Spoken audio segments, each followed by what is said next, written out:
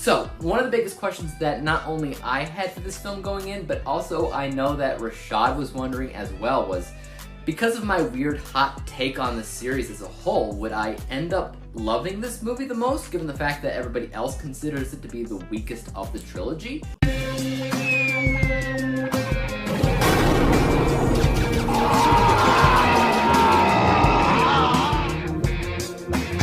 Alright y'all, so this is a bittersweet video because this is the end of my Godfather series. And before I forget, because I know I will, if you haven't already, subscribe to Interpreting the Stars. Okay, Dave, he's a master, a Jedi master at film criticism. I just love the way he breaks movies down and makes you laugh while he does it. Okay, very funny guy, knows his shit when it comes to films. So I had to have him on this series because he had a hot take on The Godfather.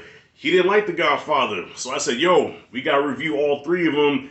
And hopefully he would change his mind. So what does he think about Godfather 3? Okay, I'm going to leave the link to the other Godfather reviews. But what does he think about 3? So I'm not going to take much time. I already reviewed Godfather 3, but that was Godfather 3 Coda. Okay, so this time I watched the theatrical cut. And I still prefer Coda over the theatrical cut. But still, you know, listen, Godfather 3 is the black sheep of the series, okay? The fans didn't care for this movie. But I'm going to say it again, y'all.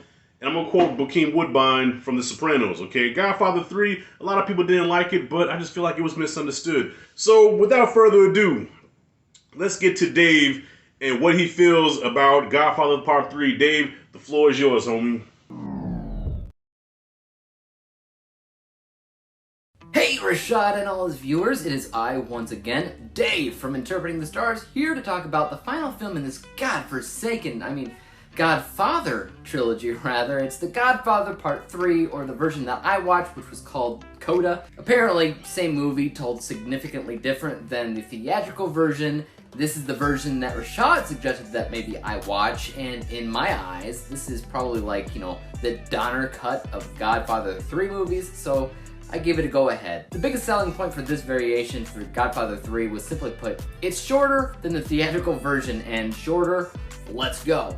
The Godfather 3, or Coda as I would like to call it, tells the story of a now slightly older Michael who, after being a gangsta for so long, is now a wee bit feeling guilty over the whole ordeal. And he's over it, you know? And along comes Sonny's illegitimate son, Vincent. Vincent wants in on the family business. To lead him on a smarter path, Michael agrees to teach him the ways of being a real Corleone. The right way, of course, the humble way, but sometimes history has a way of repeating itself. So, one of the biggest questions that not only I had for this film going in, but also I know that Rashad was wondering as well was, because of my weird hot take on the series as a whole, would I end up loving this movie the most, given the fact that everybody else considers it to be the weakest of the trilogy?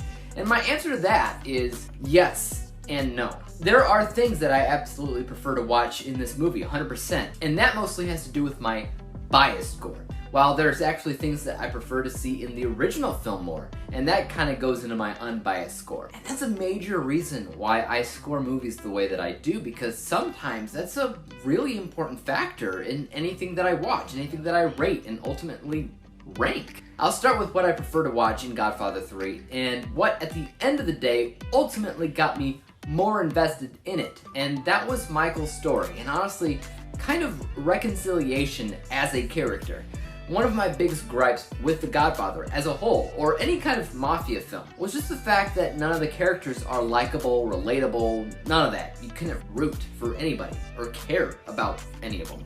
They're all just crap heads in my mind, but this was the only time I actually cared about Michael, because he was actually doing what he wanted to do from the get-go, you know, be legitimate, stray away from that horrid life of being a gangster. And not only was he trying to do right by himself, but he was also trying to do right by his kids, by Kay, and especially this newcomer, Vincent, who he sees his brother, Sonny, in, or who he sees a little bit of himself in, maybe, and hoping to continue the legacy of the Corleones, teach this man what that path should be.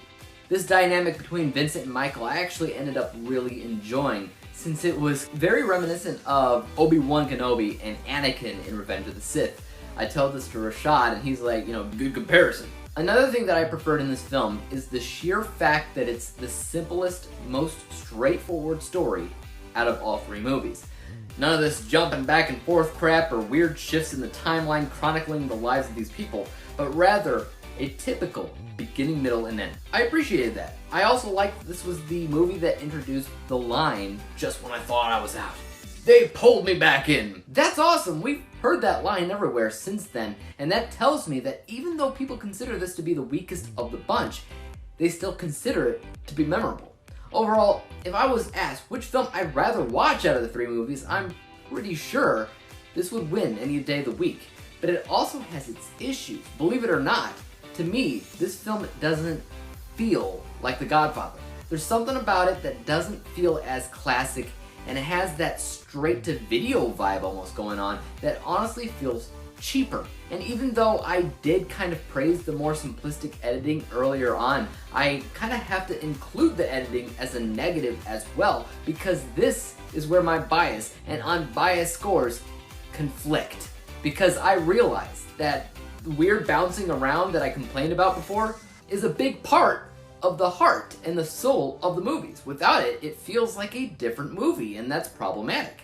Also, Sofia Coppola, Granola? Coca-Cola? Yabba Dabba Dooya? Whatever, the daughter of Francis Ford, the director. She's the feminine equivalent to Jar Jar Binks, except worse. This woman cannot act. Every time that she's on screen, she's acting like she's half asleep. And I know the Coda cut has a lot less of her, thank God, but man, one thing this series had going for it every single time was also its performances, which were always a standout, always phenomenal, no matter what I personally thought about those movies.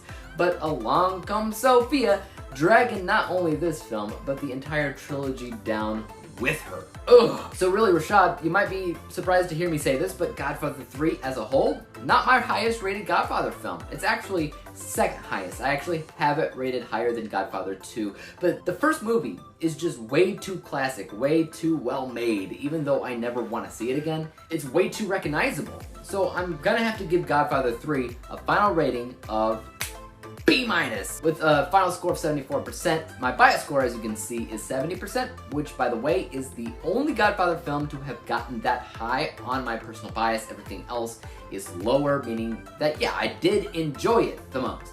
But logically, I'm not gonna rate it higher than the others because technically, the first was made way better. And that's it. Thanks to Rashad for inviting me over to talk about all these movies with you. I'm glad that it is over, though, so now I can get back to my Critics Initiative and my own movie, but until the next time we meet again, Rashad, peace out.